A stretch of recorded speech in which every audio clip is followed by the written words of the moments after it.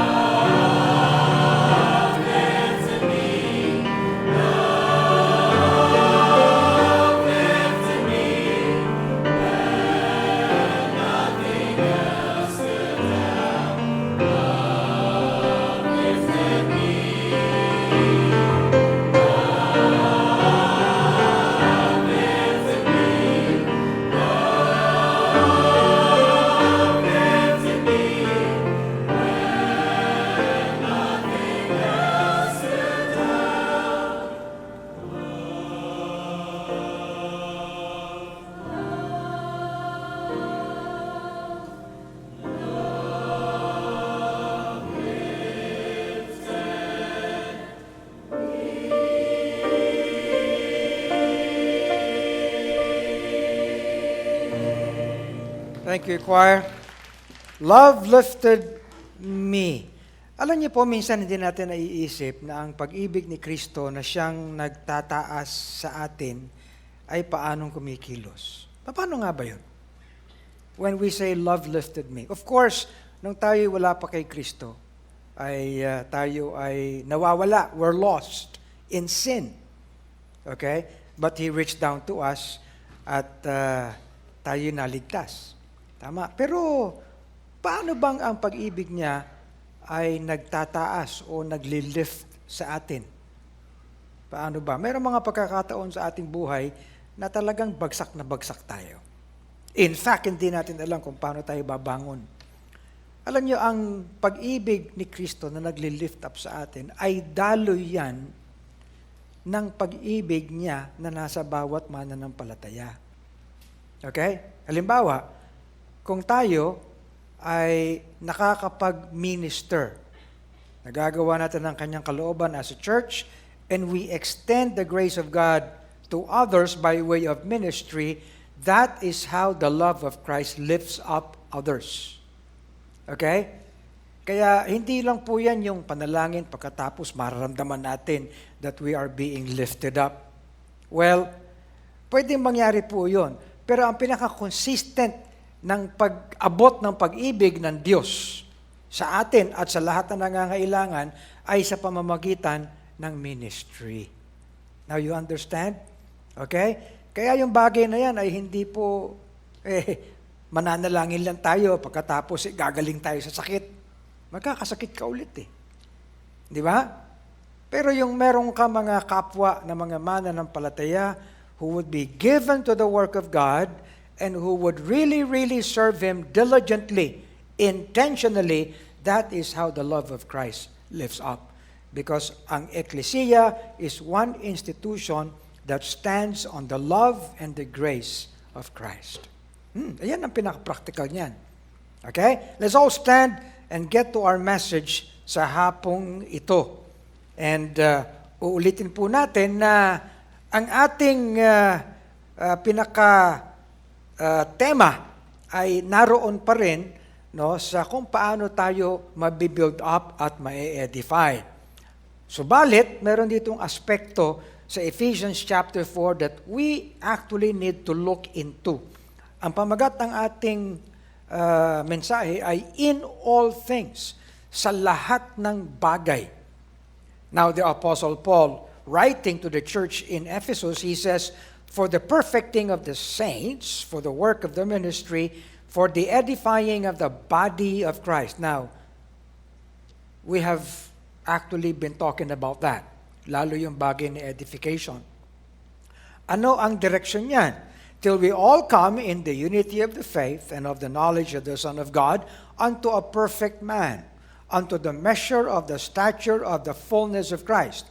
So yun ang pinaka-direksyon natin. Okay? And then, paano natin kinikilos yan? That we henceforth be no more children tossed to and fro and carried about with every wind of doctrine by the sleight of men and cunning craftiness whereby they lie in wait to deceive. But, speaking the truth in love, may grow up into Him in all things, which is the head, even Christ. Okay? So, paano naman ang ating equipping dyan? Paano natin nagagawa ito? From whom, galing sa Kanya, the whole body fitly joined together and compacted by that which every joint supplieth, according to the effectual working in the measure of every part, maketh increase in the body, unto the edifying of itself in love. That's how you actually read it. Kaya dito pa lang sa mga verses, makikita nyo na structured na ang mga points. Okay? Kaya hindi po maaari na hindi natin malaman yung how, yung why, yung where, di ba? Ng ating pagiging eklesiya, ng ating pagiging church. We understand where we should be directed to, how we should grow. Okay? Hindi po tayo nangangapa as we do the work of God, being a church. Okay?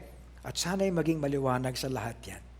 Ang pinakamahalaga, okay, ay makakilos tayo, makaganap tayo ng lahat ng dapat ganapin ng eklesiya, but we cannot actually do that and we realize that except that we grow in all things.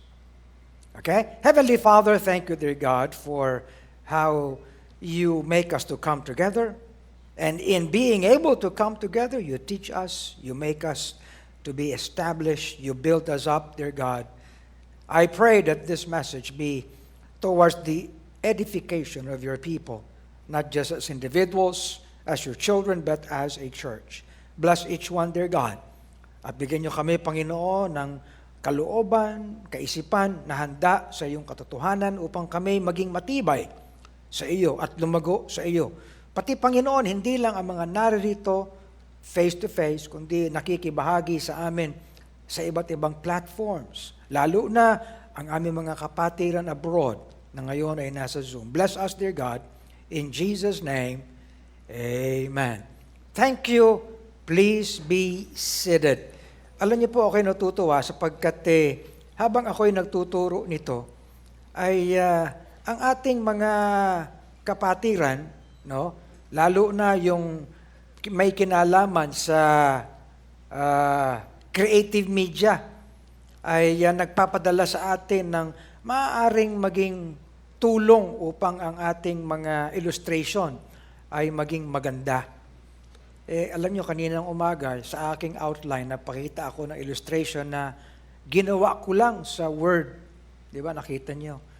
Bago matapos ang kaninang umagang preaching ko, abay may dumating kaagad galing kay CJ. Ito, tingnan ninyo.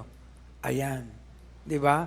Hindi, mas maganda na. Talagang templo na o building na.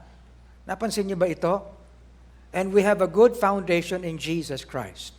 At tayo lumalago, growing up in all things. Kaninang umaga ay illustrated na yung in all things, asymmetrical growth yan. Okay? May paglalim, may pagtaas, at may paglawak. Correct? At paanong naikikilos siya? May operation ang biyaya ng Panginoon sa atin. Sinasabi natin yan. Okay? Imbis na kukuha tayo ng mga ideya, ng mga methods, ng mga strategiya sa mundo, teka muna, hindi naman institusyon ng mundo ang eklesiya. This is an institution of Christ. At siya mismo ang gumagawa ng mga istruktura. At dito nakikita natin, the good foundation who is Christ. Doon tayo nakatayo. No? And by His wisdom, ang sabi doon, ay siya mismo ang gumawa ng mga pillars. At nabanggit nga kanina ni Brother Moy sa kanyang panalangin na. And I'm glad for that. Lahat sana ng lighthouse ng mga members ay maunawaan ito. Because right now, this is becoming now a foundational structure for all of us. Amen? At kinakailangan lahat tayo may involvement in these things. The ministry of the Word, the ministry of serving, the ministry of equipping, of lifting up, of supplying, of ruling and organizing, of helping. That is how we are built up. Amen? And I would that every member of Lighthouse, at kahit saan tayo naroroon, ang magkaroon tayo ng bahagi sa mga ministries na ito na ang tawag natin ay gift-based.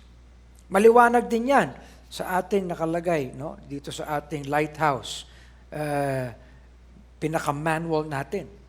Okay? Now, tayo mga kapatid ay ating binabanggit ito kahit tayo naka-online. Okay? Para maalaman ng lahat. You see? Na tayo nagiging matibay bilang gawain. And we are not simply just disciples or followers. We are members of the body na kinakailangan maging katibayan ng bawat isa at ng lahat. Amen ba? Okay. Kulang ang amen. Ayan, mas maganda kung mas malakas ang amen. Okay. So, puntahan natin ito. No? Now, kaninang umaga ay tinapos na natin yung unang 2 punto. Ano yung 2 puntong ito? Kung tayo ay magiging eklesiya at gagawin natin, no, ang ating dapat na gawin na ministry in all things, we need to grow up into the Lord Jesus Christ in all things. Kaya makikita nyo, ang lahat ng ating verses ay mayroong term na in all things. Ayan. Okay?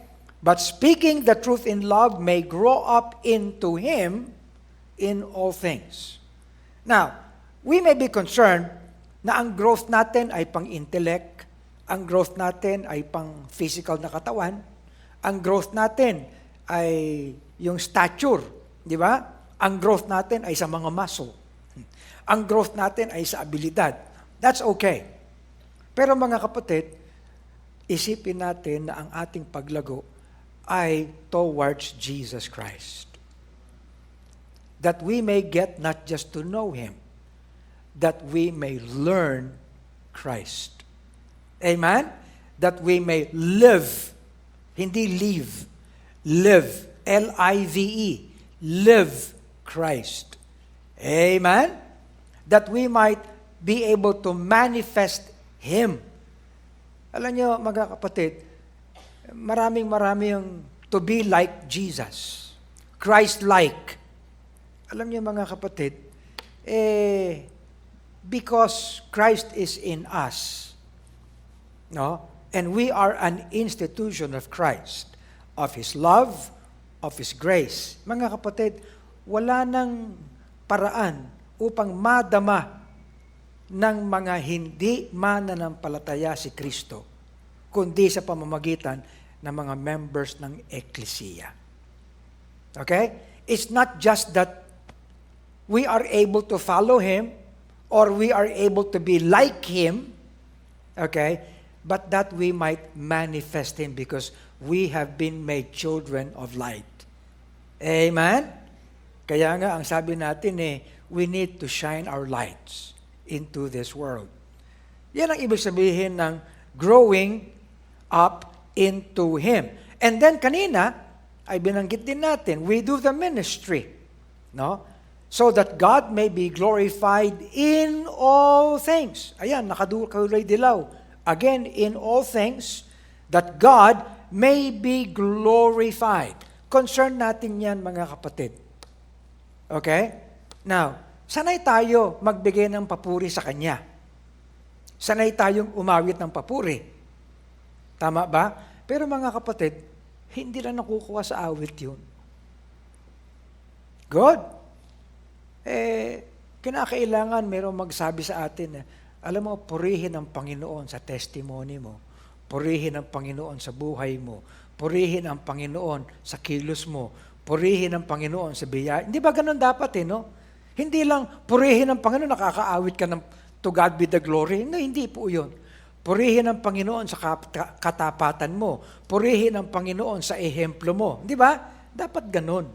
Purihin ang Panginoon sa lahat ng bagay na iyong ikinikilo sapagkat nasa iyo ang Kanyang biyaya. That is how God is glorified.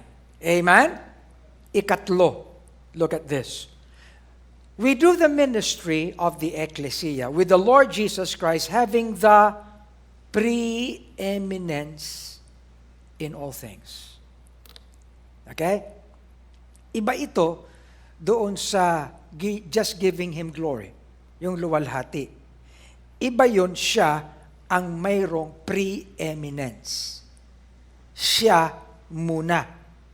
Bago ang iba, siya muna. In Colossians chapter 1, 16 to 18, ito ang sinasabi ni Paul doon sa church sa Colossae. For by Him were all things created, that are in heaven, that are in earth, visible and invisible. Can you imagine that? For by Him, sa pamamagitan niya, ang lahat ay nilalang. Can you grasp that? Okay? Lahat ng creation ay nilikha, hindi lang niya, kundi sa pamamagitan niya. Are you listening? Ibig sabihin, He is to be preeminent in all creation also. Okay? At ang sabi dito, that are in heaven and that are in earth. Can you imagine that? Nasa kalawakan hanggang nasa mundo. Visible and invisible. Meron palang creation na invisible. Di ba? Are you looking at this? Mga kapatid, science will prove to us that there are things that exist na hindi natin nakikita. Tama? Na hindi nakikita ng ating mga mata. At minsan namamangha tayo. Wow, meron palang ganito nag-i-exist. Ang sabi ng Bible, walang maaaring mag-exist. Walang maaaring kahit anuman na na-create that are not created by Him. Hindi ba? Okay. At ang sabi dito, whether they be thrones, or dominions, or principalities, or powers, all things were created, now look at this, by Him and for Him. Oh my! Ang liwanag niyan. By Him and for Him.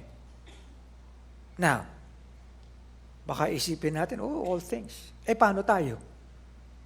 You realize that as man, we were also created by Him and for Him. Tama? Okay? Binigyan tayo ng mga bahagi sa ating lupang katawan ng Panginoon. Right? Oo. Binigyan tayo ng iba't ibang parte ng katawan. Do you realize that every part in this body of ours ay nag-i-exist for this body sa kapakanan ng katawan na ito? Sa pakinabang ng katawan na ito? You know, si Pastor Benny ay nasa ospital a number of days.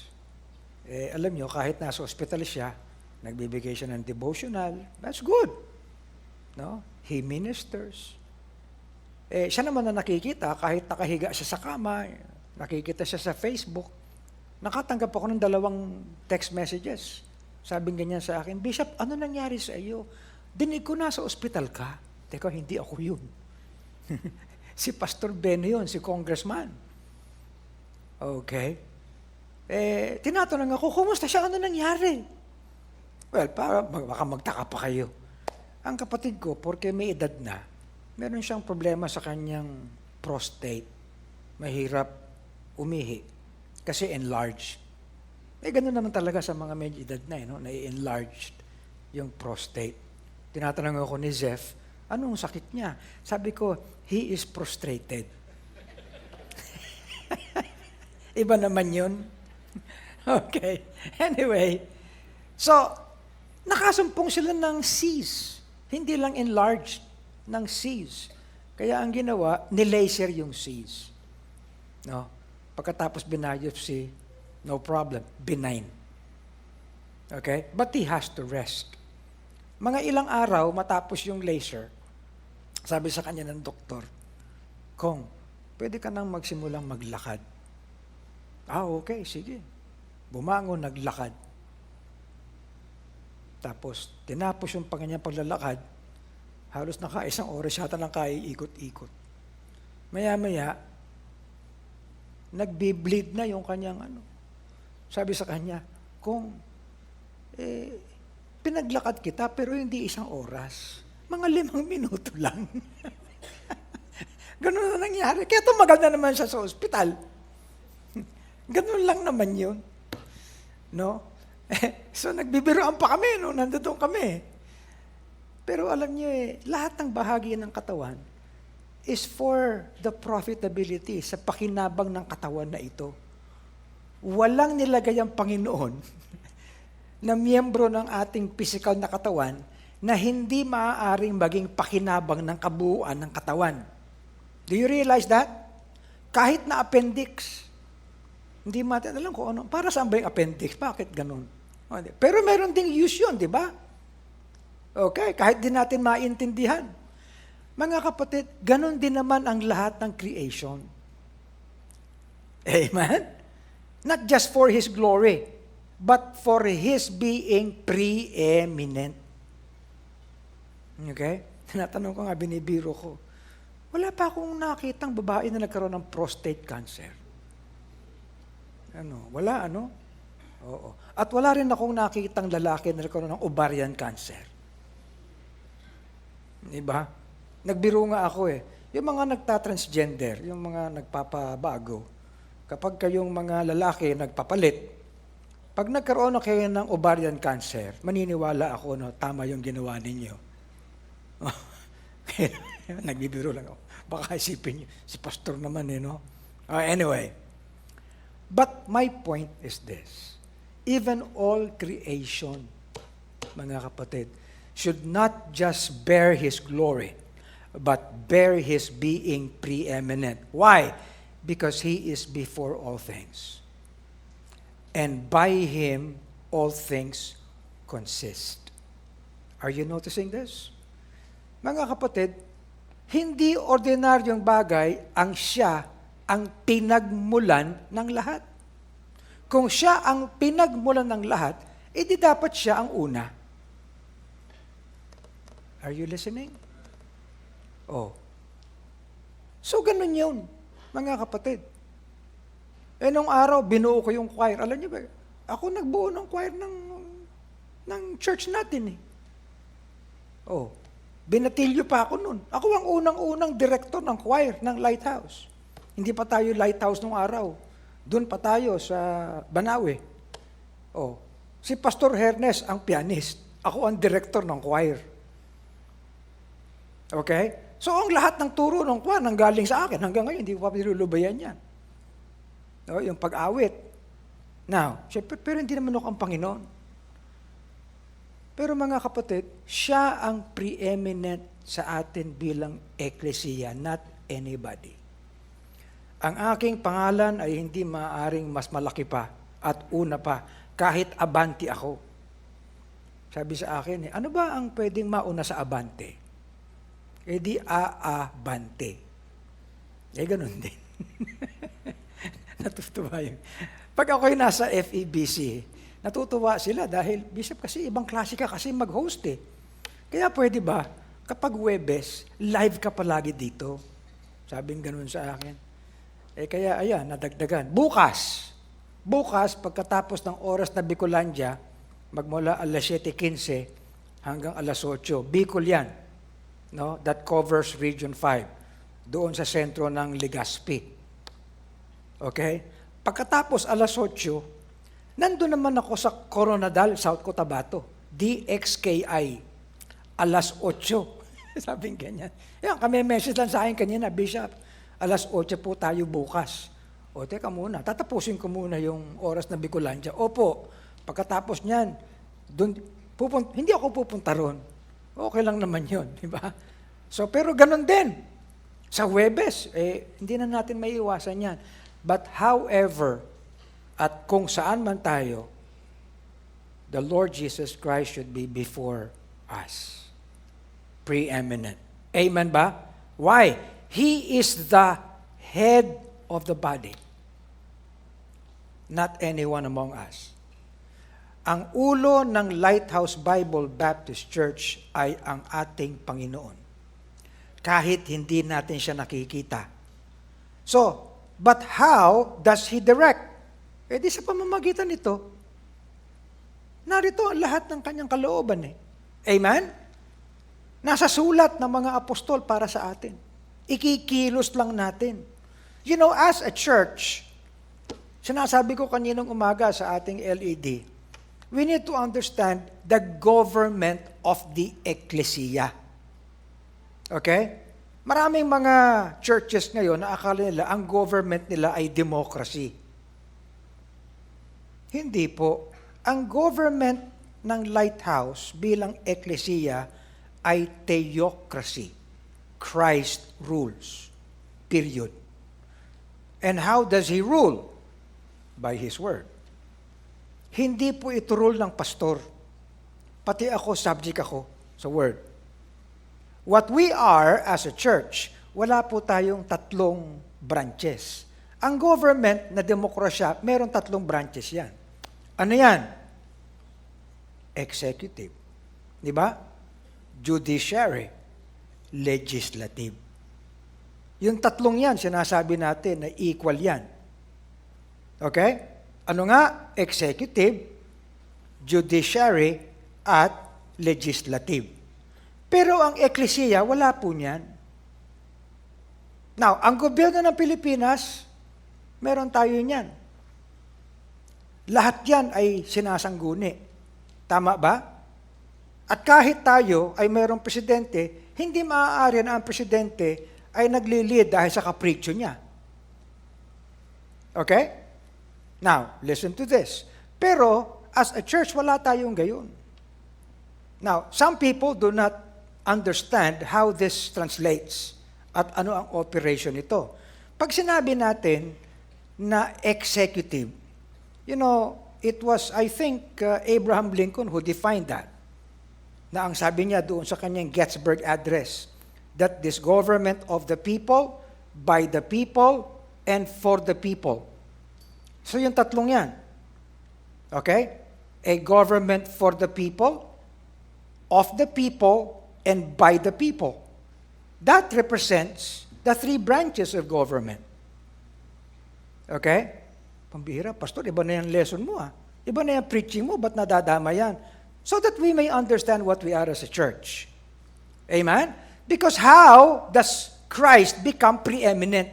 So we need to understand this. Halimbawa, the government should be for the people. That is made possible by the executive. Ibig sabihin, if the executive branch will operate, it is always an operation for the people. For the good of the people. For the benefit of the people. You understand? Magmula sa presidente at lahat ng kanyang departamento, it is the government for the people, not for themselves. Amen? Naintindihan niyo? A government of the people. Ano naman yon? Yun ang judiciary.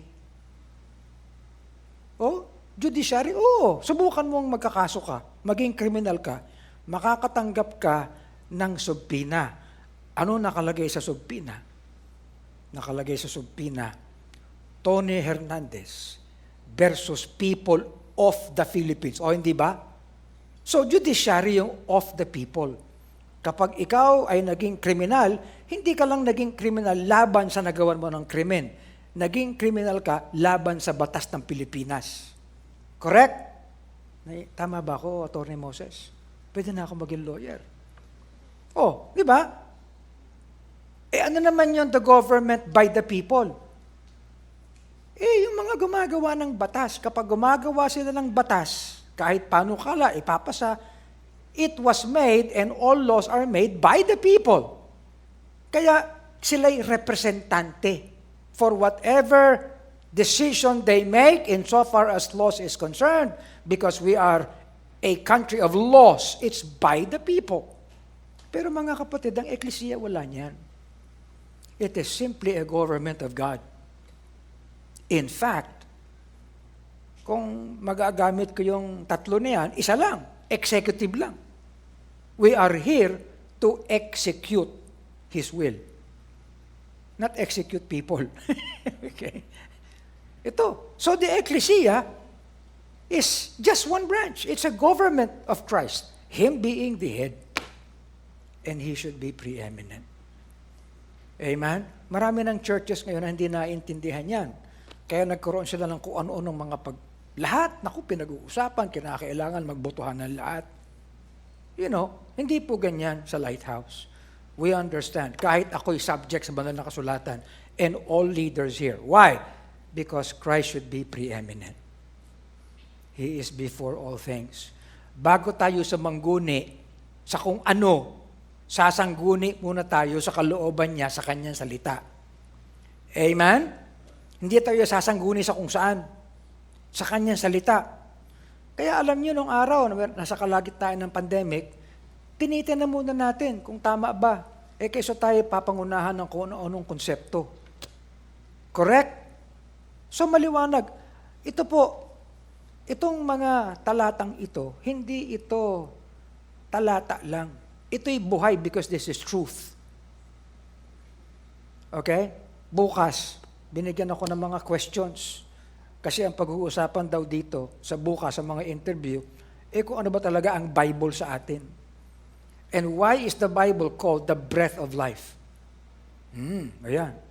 Kaya, makinig kayo. Samahan niyo ako. Sa Bicol, samahan niyo rin ako sa Mindanao. Bukas. Anyway, He is the head of the body, the ecclesia, who is the beginning, the firstborn from the dead, that in all things, ayan mga kapatid, in all things, He might have the preeminence. Good? Kaya ito po ay hindi ito contest ng billing. Hindi ito contest ng pahabaan ng title. Minsan mga kapatid, merong mga pastor. Ilalagay nila, pastor, doctor so-and-so. Tapos ang haba ng mga title, DD, may reverend, may THD, may kung ano-ano. Sabi ni tatay nung araw, pambihira itong mga ito. Mas mahaba pa yung mga degree nila, ang Panginoon, Jesus Christ lang. Di ba? Oh. Minsan wala pang ang Lord. Okay? But Christ should be the preeminent. You understand? Kalooban muna niya before kalooban natin. Luwalhati muna niya before luwalhati natin. Pleasure muna niya before pleasure natin. Amen ba? Yun ang ibig sabihin niyan. Of His fullness have all we received grace for grace. Kaya wala tayong contribution eh. Sapagkat ang ating i-contribute, galing din sa Kanya eh. Do you realize that? Kaya hindi tayo pwede magmalaki, galing sa akin yan ha. Isang gusto natin eh. Merong mga churches na yung bang masyado silang meticuloso sa kung sino nag-donate. Kaya mga dingding nila, may puro mga donated by, ganyan. Okay? Hindi po tayo ganon. Kahit ano man ang contribution natin, we made that contribution only by Jesus Christ. Amen? Hindi ito contest ng pinakamalaking kaloob. Kahit kaloob na malaki o maliit, all of that came by Jesus Christ. Kaya ang sabi ni John the Baptist, di ba? John the Baptist, ang sabi niya, He must increase, but I must decrease. Kaya, kapag you increase and Christ decreases, binaliktad mo na yung pagiging Baptist. Good? And He is worthy. Hanggang sa book of Revelation, ang sabi, Thou art worthy to take the book and to open the seals thereof, for Thou wast slain and hast redeemed us to God by Thy blood out of every kindred and tongue and people and nation, and hast made us unto our God kings and priests, and we shall reign on earth. And I beheld. Kaya ang sabi, worthy is the Lamb that was slain to receive power and riches and wisdom and strength and honor and glory and blessing. Do you realize, naalala ko yung kantang A Pile of Crowns. Dick. No? Yung kantang A Pile of Crowns, inaawit natin yun. Yung bang pagdating natin sa langit, we will have rewards. Diba? Gusto natin nun eh. Kukoronahan tayo. Pero in the end, lahat ng ating crowns will be laid at the feet of the Lord Jesus Christ because sa Kanya lahat yan. Ang ating performance, kung maganda man, it's all because of His making.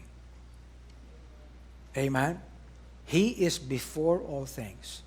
By Him all things consist.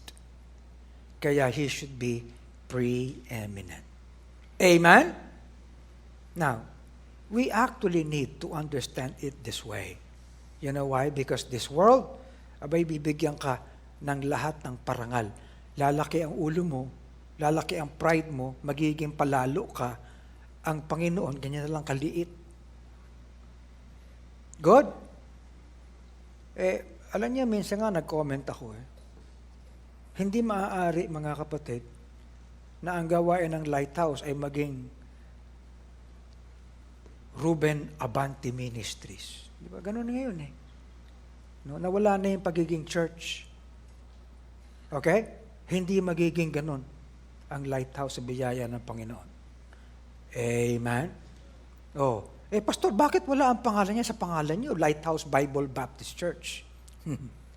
Well, baka mamaya, pag nilagay natin, maging Iglesia ni Cristo tayo, yan yun na sila.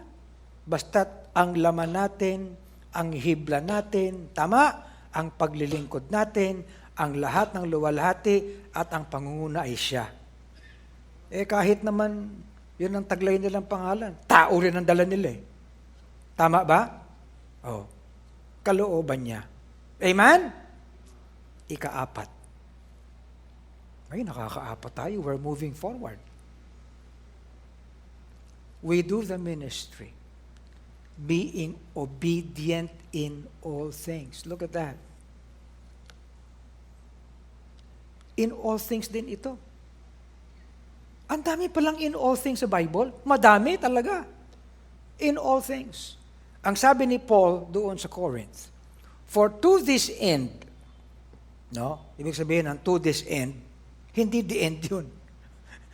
Ito ang ibig sabihin niyan, sa purpose na ito, sa pinatutunguhang ito, that I might know the proof of you, whether ye be obedient in all things. Mga kapatid, lahat tayo baptized dito. Nobody can be a Baptist na hindi baptized. Amen? Kaya nga, Baptist po tayo because we believe in baptism. At ang baptism is immersion. And that exactly means that we have been buried with Him by baptism and raised to walk in the newness of life, so that as we are raised up, then we will begin to walk in the newness of life in obedience to all things. Amen? Sabi ko kay tatay nung araw, Tay, kung tatanungin tayo, ano ba ang pinaka-katangian ng mga Baptists? Hindi ko makakalimutan ng sagot ni tatay. Sabi niya, anak, wala nang ibang institution sa mundo, okay, na siyempre ginawa ng Panginoon, founded by Him, but the Ecclesia. And we would rather be Baptist than any. You know why? Because the Baptists are the most obedient to what the Lord says. Are you listening? The most obedient. Kaya mga kapatid, kahit ngayon, parang palagi kong binabalikan yung sabi ni tatay na yan. No? In which area should we be careful to see that we are doing it in obedience to Him? Teaching them to observe all things whatsoever I have commanded you. Now, given a command, what do? Do you obey? Correct? Walang nakinig sa inyo. Given a command, what is our responsibility? Hindi suggestion yun. Kung yan mga kapatid, suggestion, you have that option whether to do it or not. Correct? Pero ang sabi niya, teaching them, equipping them, making them to be equipped, to observe, to obey. You know why? Sapagkat mga kapatid, we never are equipped to obey. We need to be taught how to obey. Because there is the right way to obey. Tama ba? Parang naalala ko nung araw, si nanay, pag may inuutos yan, minsan, maghugas nga, alam nyo kami magkakapatid, meron kaming assignment maghugas ng pinggan Siyempre, porque mga lalaki kami, ayaw maghugas ng pinggan. Si nanay naman, minsan pag nag-uutas, Bene Hernes, Ruben, maghugas ka ng pinggan. Di mo alam kung sino kaya nang susunod. Ang daming tinawag Kaya lahat kami nag-aantay. Tapos, alam mo naman si matandang Bene. Siyempre, dapat ang unang kumilos yung bata. Ako naman, laging may hika.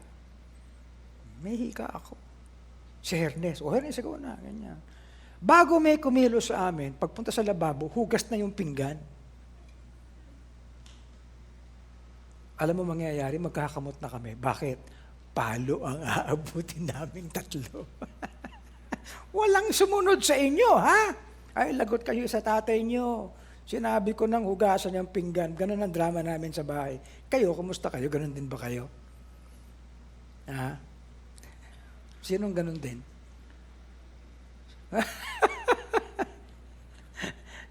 But obedient in all things. Naku, alam niyo nanay ko nung araw, kapag hindi ka marunong mag-ayos ng higaan mo, babalik ta rin ng kutsyon. Hindi ka marunong, ha? Yan. And soon, you learn how to do things. Not simply because it needs to be done, but you learn that you do it because you obey. Ito ngayon mga kapatid, if you cannot have the sense to obey, yung nakikita mo na at naririnig mo at nararamdaman mo at minsan pumapalo pa sa iyong pisikal, kung hindi mo na-obey yun, paano mong i-obey yung hindi mo nakikita? Tama ba?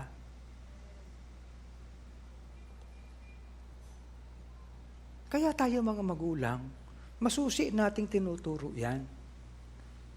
Kasi yung tigas ng kalooban ng bata, kapag hindi gagawin yung inuutos mo, paano pa kayo inuutos ng isang Panginoon na nasa langit at kalooban lang niya? Kaya nagpapalaki tayo mga kapatid ng mga suwail. Do you realize that? Minsan hindi naiisip yan ng mga tao. Okay? Now, alam niyo ang ating society is a society that is inherently disobedient. I mean, inherently disobedient. Pumunta ka lang sa kalye. Inherently disobedient. Hanggat makakalusot. Di ba? Oh, pinasok yung one-way street. Sa dulo, andun yung pulis. Oh, di hininto ka. Ba't ka pumasok dito? Hindi mo ba alam na one-way ito? Hindi mo ba nakita yung sign doon? Do not enter? Nakita po. Ba't ka pumasok? Hindi ko kayo nakita. Lalo na pag hindi mo nakikita ang Panginoon, ano gagawin mo? Correct? Pagkatapos, hindi mo pinag-aaralan yung kanyang kalooban, lalo na. And we have been disobedient in many things. You know, sa batas, excuse ba yung hindi mo alam yung batas, Atty. Moses? Hindi ba? Ignorance of the law is no excuse. Tama? Imbes na tayo maging ignorant of the law, di pag-aralan na natin ng gusto. Kesa nagkokopo, nagdadagdag yung ating violations. Amen? Alam niyo minsan, ako nagugulat sa kaisipan ng mga tao. You take note mga kapatid na ang environment natin is hindi lang inherently disobedient, but inherently humanistic. Hindi godly. Ano ibig sabihin ng humanistic? Kung lahat na may i-consider ang human nature, not the nature of God. Okay? Wala tayong appreciation sa kung anuman ang pinapakitang katotohanan at pinapakita mga bagay sa salita ng Diyos. Ang unang kukunin natin yung damdamin natin. Kaya maraming tao na ang kanilang rule at ang kanilang default ay yung damdamin nila. Are you listening? Kapag nasaktan ng damdamin nila, walang batas-batas, damdamin ko to Amen? Ganyan ang humanism. You should remember that. Alam niyo po, minsan, tinitingnan ko ang kilos ng mga churches. Lalo na ang tingin ng mga churches ay dapat magkaroon tayo ng sarili nating mundo. Kaya yung nangyayari, yung mga kabataan natin, hindi marunong mabuhay sa mundo. Paglabas nila sa mundo, nasya-shock sila. Bakit? Sapagkat masyado nating kinulog sa ating mga sarili. Ang buhay naman natin, hindi naman preeminent ang Panginoon. Naintindihan niyo ba yon? And we have separated ourselves sa lahat ng bagay sa mundo, thinking that the world is evil. But we need to shine as lights, and we need to be relevant sa mundong ito. Sa lahat ng bagay. Alam niyo, meron tayong eskwelahan. Matagal na. Ilang years na nag-i-exist ang ating Lighthouse Academy? 32 years. Hindi tayo nagbabago ng ating curriculum. Ang ating curriculum ay DepEd na may Bible. Pero porke ako, Associated naman ako sa maraming mga Christian ministries. At sila ay mayroong kanilang sariling curriculum. Nililigawan tayo. Kayo, magbago na kayo ng curriculum. Mas maganda ito, ganyan. Teka muna, ayoko. DepEd lang. You know why? Sapagkat kinakailangan natin magkaroon ng sense, no, na ang ating mga graduate dito ay merong sense sa lipunan. Hindi nagiging weird. Naintindihan niyo ba? Okay. Nililigawan tayo ng magkaroon na tayo SOT, ng PACE, ng ganyan, and everything, ABECA, and everything. Lahat yan. Amazingly, laman ako ng mga kung ano-anong, halimbawa, I am always, and a speaker sa mga gathering ng AXI Philippines, International, okay, ng IFL. May sarili mga curriculum yan. Pero we maintain na tayo ay DepEd. I was asked, Bishop, what do you think about yung homeschool? Saan po nagsimula ang homeschool? Sa Amerika, Western style. Why homeschool? Kasi ang sabi nila, masyado nang masama ang public, masyado na. Kaya iho-homeschool ko. So anong iho-homeschool mo? Anong gagamitin mo?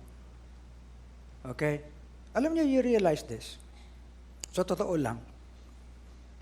Lahat ng references sa Bible tungkol sa teachers, is referenced on an institution established for that purpose. Ituro mo sa tahanan ang dapat mong ituro. Okay? Pero pagdating sa kaalaman, i-expose mo sila sa mundo. Pero proteksyonan mo ng spiritual. You understand? Ha? Halimbawa, tingnan natin, ha? I will show you. Ito. Let's look at the word teachers.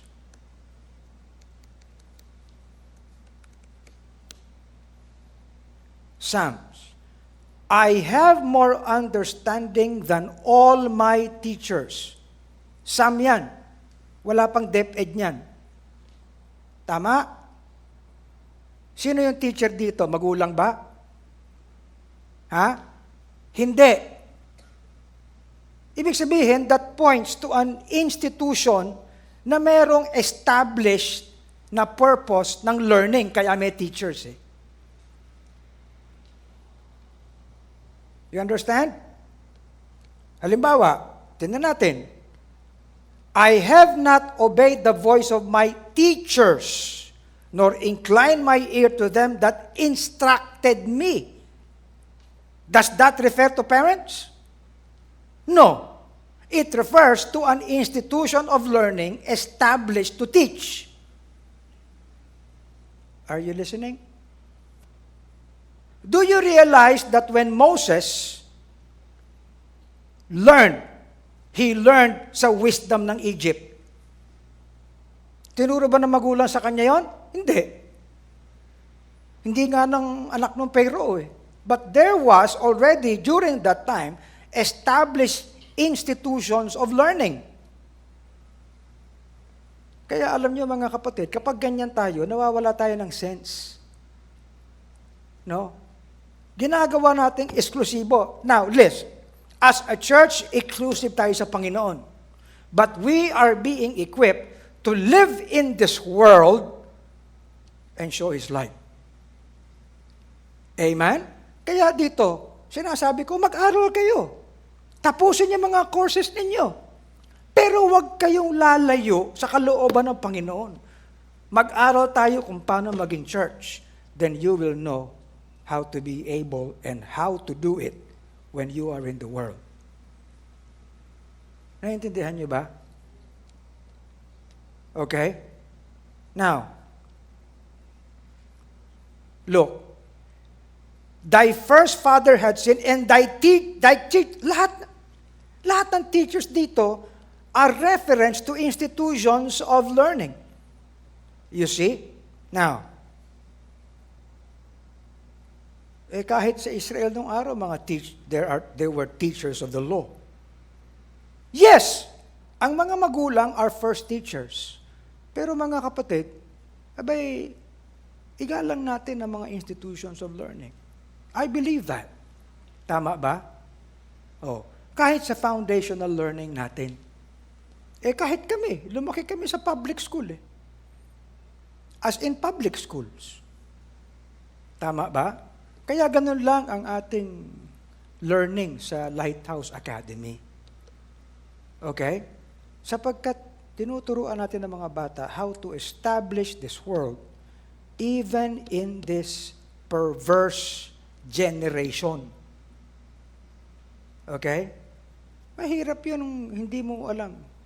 Halimbawa, may mga anong araw sa Amerika, ayaw magkaroon ng TV sa bahay porque kung ano raw, yun naman pala yung mga bata, palagi na lang computer. Ganun din. You understand what I'm saying? And sometimes we actually need to know this. For example, meron pa ako isang naalala. Do you know that in the Bible there is a word called schoolmaster? Wherefore the law was our schoolmaster to bring us to Christ, that we might be justified by faith. But after that faith is come, we are no longer under a schoolmaster. Ibig sabihin, that also refers to an institution of learning established for that purpose. Kaya mga kapatid, mas maganda pa na imbis na iwanan natin ang institutions of learning, let's be in it para may influence tayo. Amen? Kaya yung mga academicians natin dito, it's fine, magturo kayo dyan.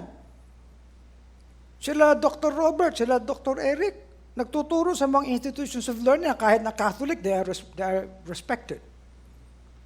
Amen? So, maganda ang konsepto, pero in the end, hindi nagiging pakinabang ang ating mga bata. Pag na-expose sila, nagugulantang sila, nasyasyak sila sa buhay nila. Kaya walang nagiging sense. Na-offend pa.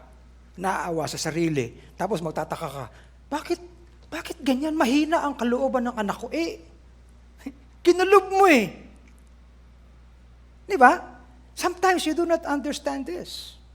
Pag kinalob natin to ourselves, lahat ng ating dapat naturuan, paglabas nila sa mundong ito, lalabas at lalabas yan Wala silang equipping. Kayo mga magulang, naiintindihan nyo. Minsan hindi natin naiisip yan. Karamihan ng mga churches ngayon, inaaway pa DepEd. Magsisimula ng eskwela, tapos away ng DepEd. Ganun yan, brother Rene. Ewan ko ba, yung mga schools, magsisimula ng kanilang sariling school. Tapos galit sa DepEd. Bakit? Di ba? Why? Ilang beses na yan, mga kapatid. Tutulungan ko pa nung araw. Panahon pa nila President GMA nung araw, tinutulungan ko yung mga church-based schools para magkaroon ng permit, ng pagkilala, ng recognition. Pero galit sa DepEd. Bakit? Kaya nawawalan tayo ng sense. Hindi tuloy tayo ginagalang ng mga institutions of learning. You understand ko ano sinasabi ko, Brother Rene, Ganyan ang salita ng Diyos. And we need to be sensible about it. Obedient in all things. Kahit, mga kapatid, hindi masyadong declared, hindi hayag kung ano ang dapat i-obey. Hindi naman ganyan ang banal na kasulatan Hindi naman lahat ng dapat nating ikilos explicit Correct?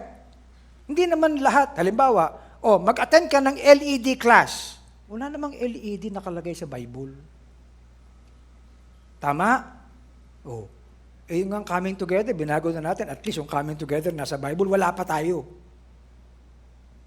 Do not forsake the assembling of yourselves together. Coming together din yun Assembling, hindi ba coming together?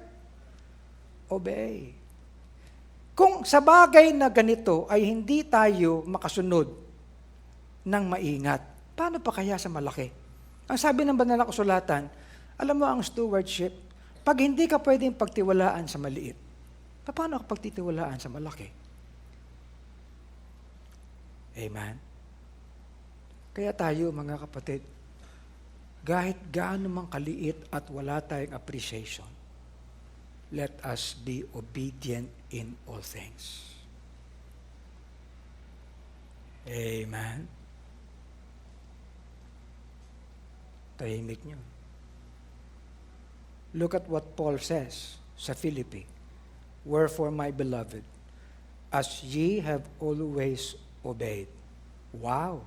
Pero ang sabi niya, not as in my presence alone, but now much more in my absence. Can you imagine that? That is what the church should be. Obedient in all things. Why? Sapagkat ang sabi ni Paul, for it is God which worketh in you both to will and to do, to be obedient for His pleasure. Bakit po? Sapagkat ang likas natin is to disobey. Palusot. Kung tayo man ay susunod, may angal tayo. Tama ba? Kaya ang sabi rin ni Paul, do all things without murmurings and disputings. Ganyan pala ang church? Yes. Therefore, ang sabi ni Paul sa mga taga-Rome, the churches, we are buried with Him by baptism into death. Yun ang baptism. You realize that baptism is a declaration of obedience. Amen? Even so, we should walk in the newness of life. Lakad sa bagong buhay ng may pagsunod. Okay? If we be dead with Christ by baptism, we believe that we shall also live with Him sa pagkakabangon. Okay? For in that He died unto sin once, but in that He liveth unto God. At gayon din tayo. Binangon na tayo so that we may be able to live with obedience. Likewise, reckon ye also yourselves to be dead indeed unto sin, but alive unto God. Now, intindihin nyo ito. Alam niyo ako'y hanga. No, I take note of everything that happens in Israel. Pinapanood ko yan. Pinapanood ko intentionally para maintindihan ko. Ang laban, ang gera sa Israel, laban sa Hamas. Okay? At lahat ng mga terroristic ng mga kung ano-ano dyan, naririyan ang Hezbollah. Okay? Naririyan ang Houthis. Okay? Lahat yan.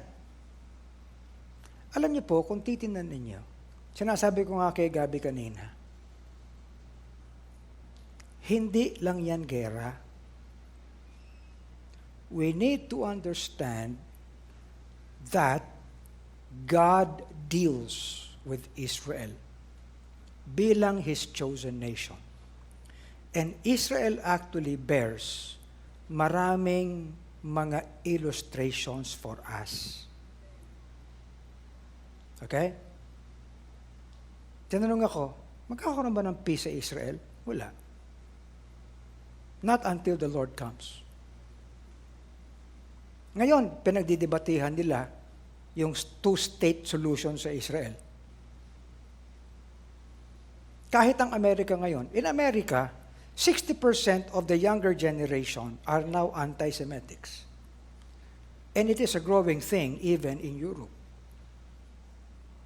Is this just a matter or an issue of, because this is the issue at hand? No, it is not. It is an illustration that God is giving to us.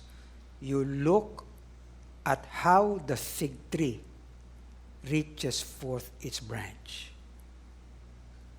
Are you listening? At minsan, akala natin gera lang yan. Hindi po. Okay. The Bible teaches us na kahit meron tayong spiritual nature, new nature, nasa atin pa rin ang old nature. Sin nature. Correct? Tama ba? Oo. Kahit tayo na kay Kristo na, the sin nature is not totally eradicated. It is in our flesh. Okay? Mind you, hindi magbabago ang sin nature. Sin nature yun eh. It is the advocacy, hindi lang advocacy. It is the nature of sin nature to go against the spiritual. To destroy the spiritual. Do you understand?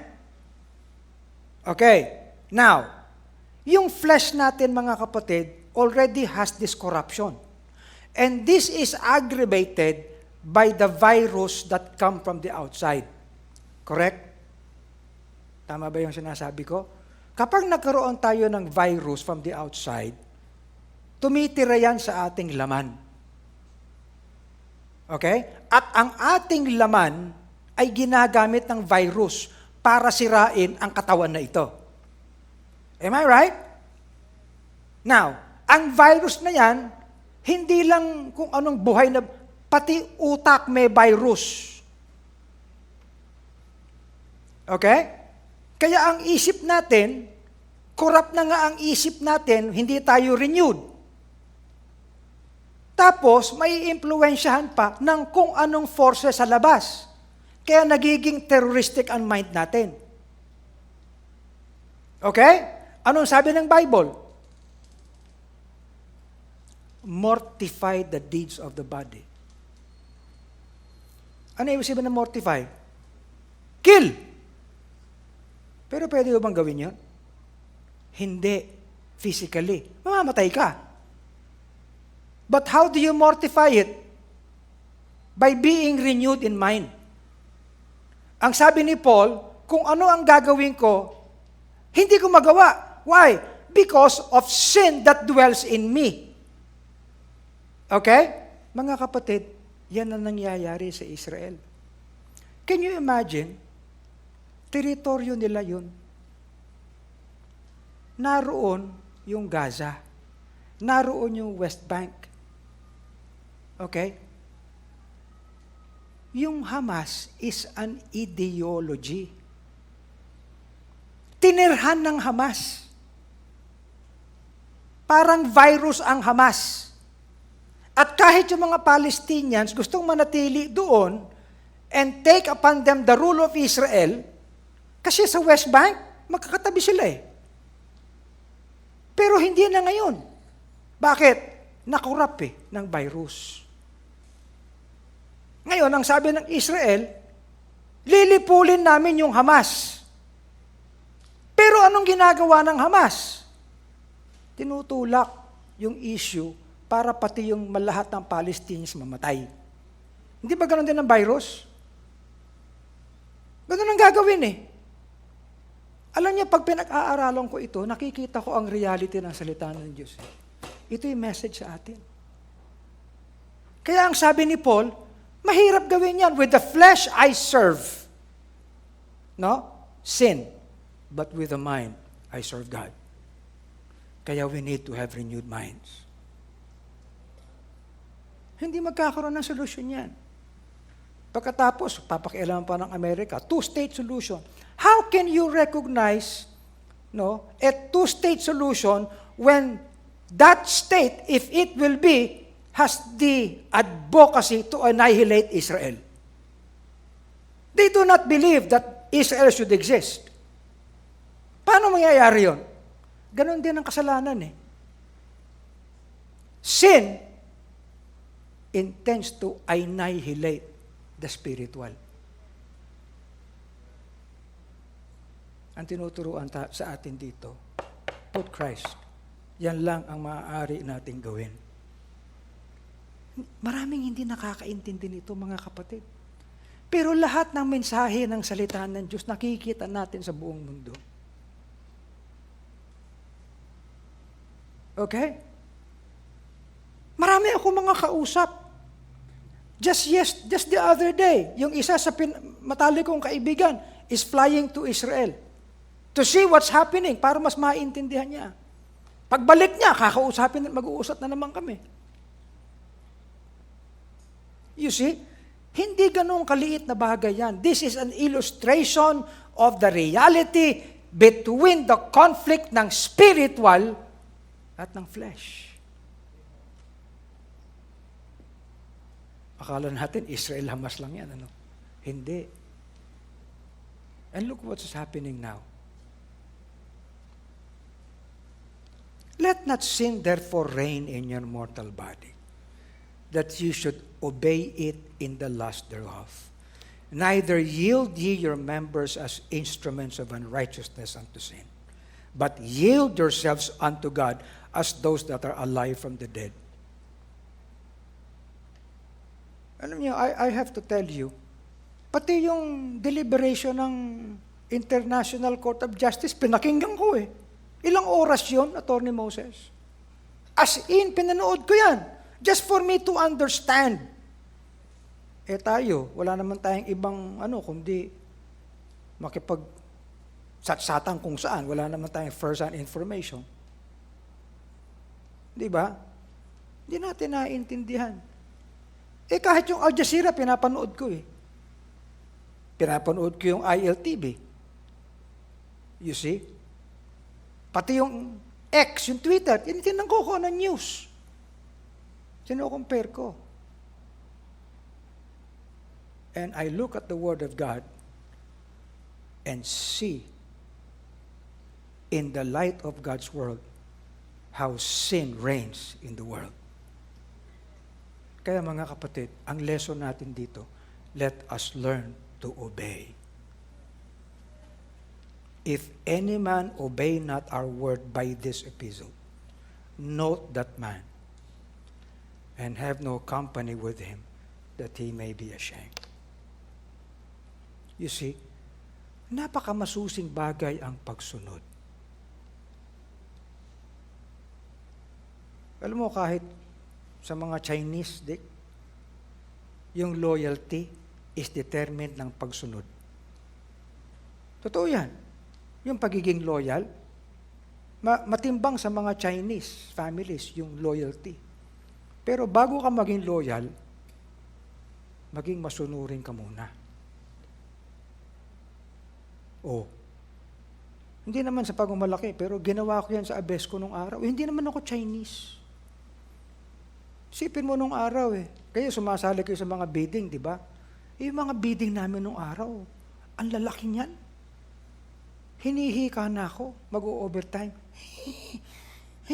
Ako kasi taga-review ng mga dokumento Taga-compute kung tama yung bid band. Ganun. Okay? Lahat ng conditions ng bid, tinitignan ko. Nasan si Ruben? Hindi pa ako RA nun. Ruben pa lang ako.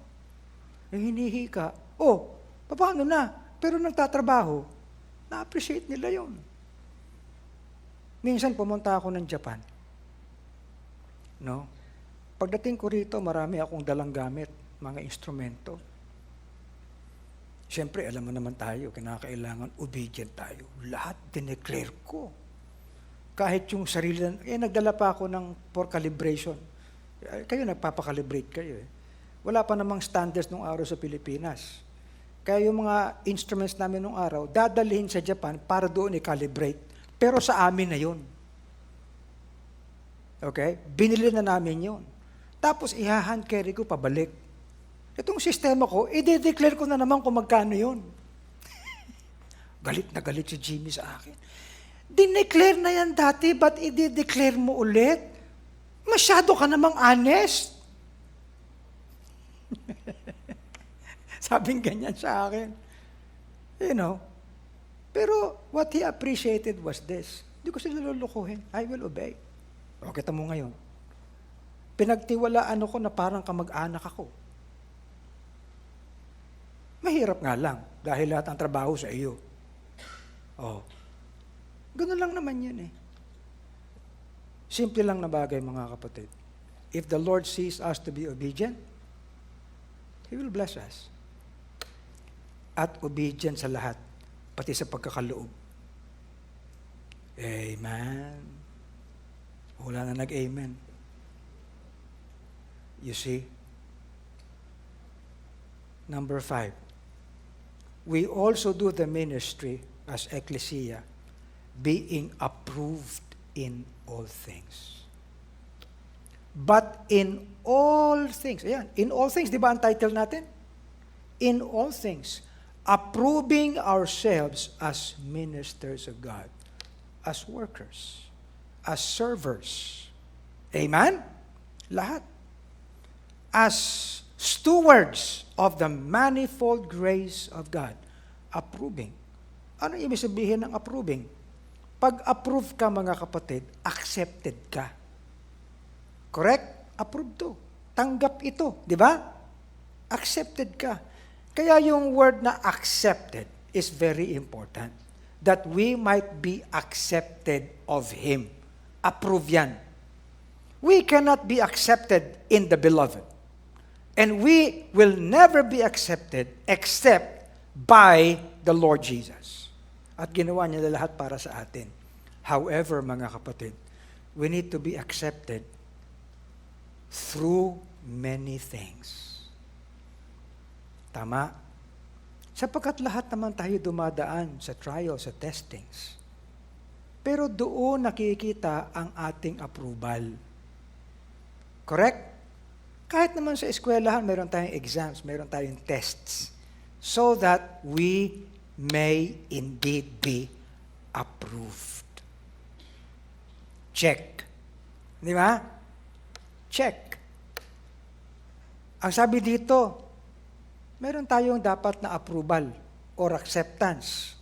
However, we go through patience, afflictions, necessities.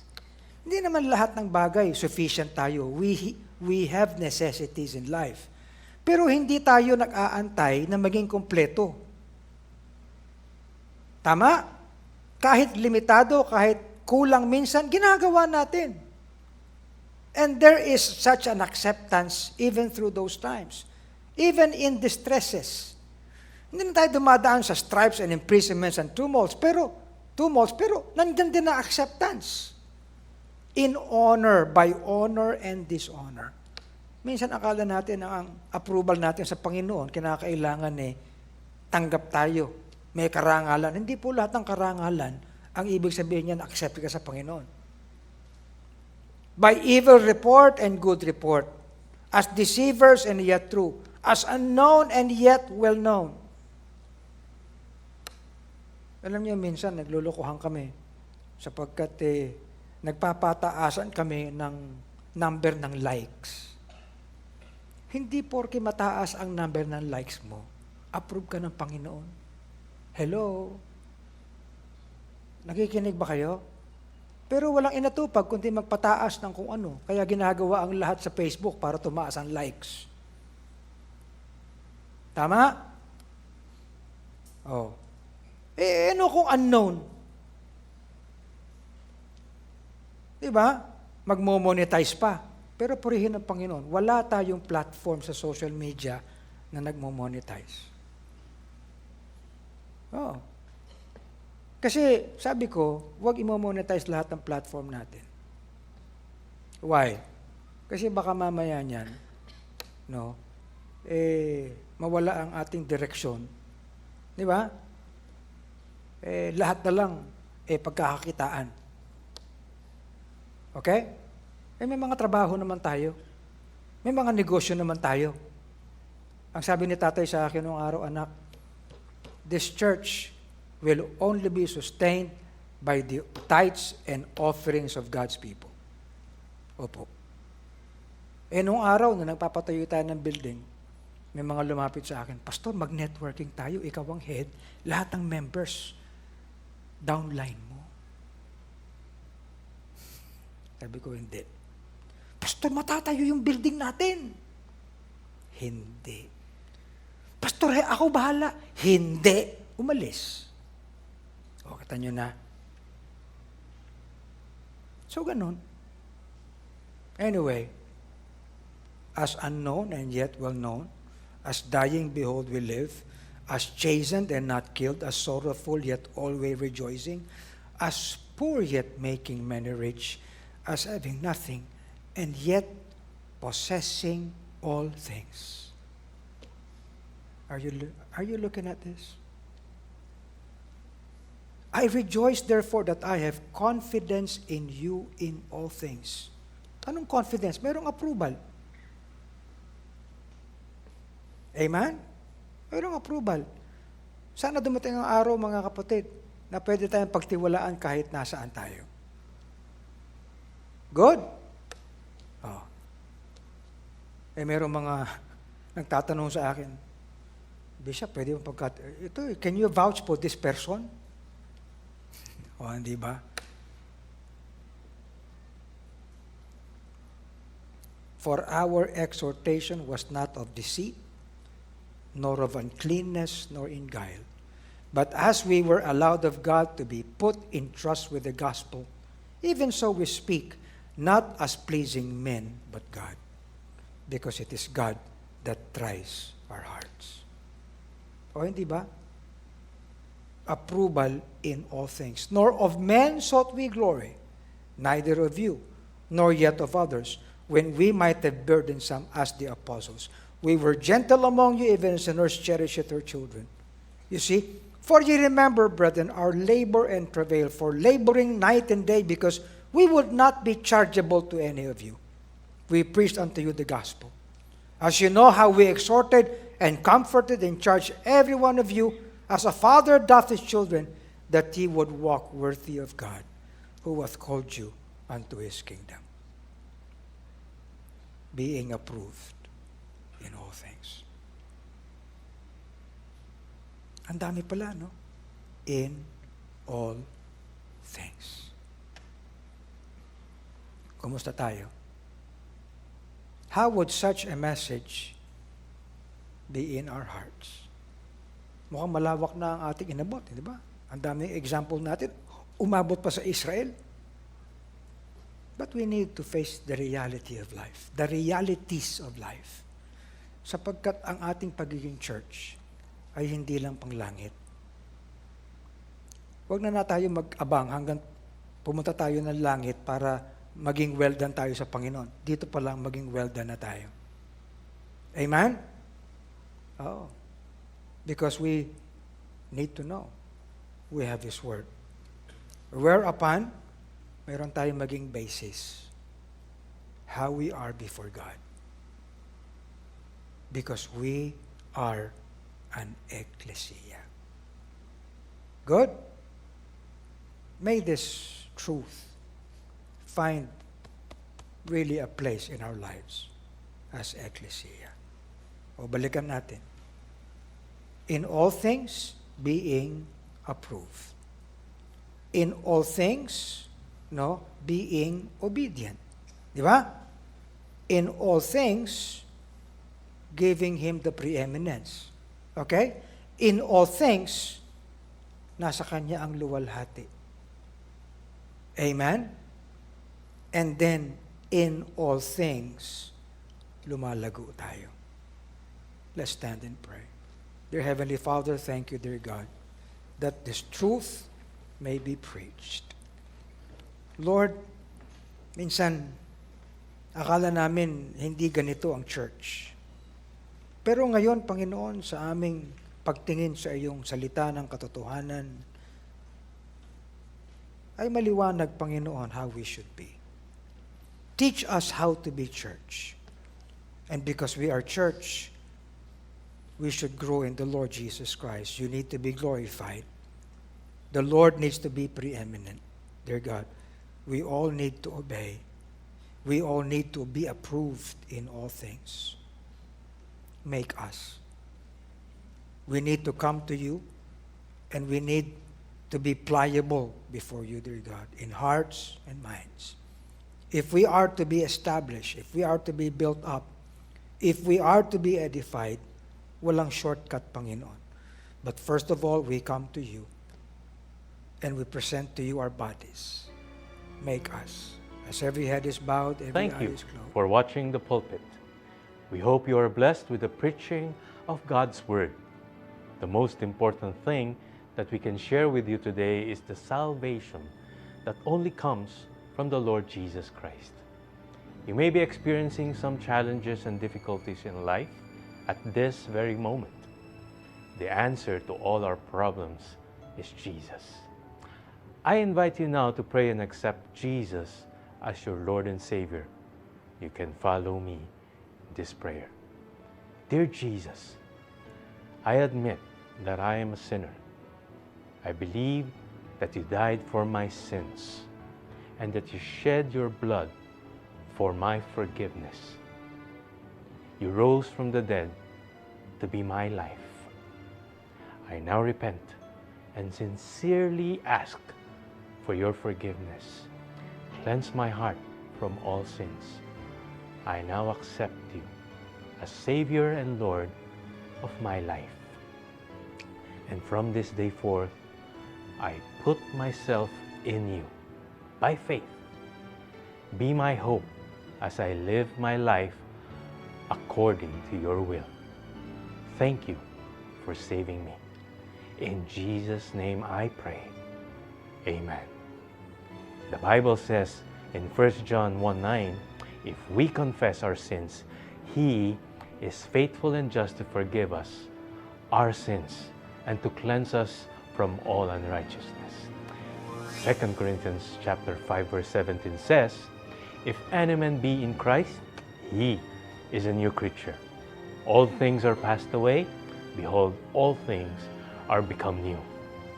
If you have prayed and accepted Christ as your Lord and Savior, let us know by sending us a message at the Lighthouse Bible Baptist Church Facebook page. We're broadcasting live every Sunday at 11 o'clock in the morning and 4 o'clock in the afternoon. Then Tuesday and Thursday at 7:30 in the evening. Do join us again on our next episode of The Pulpit.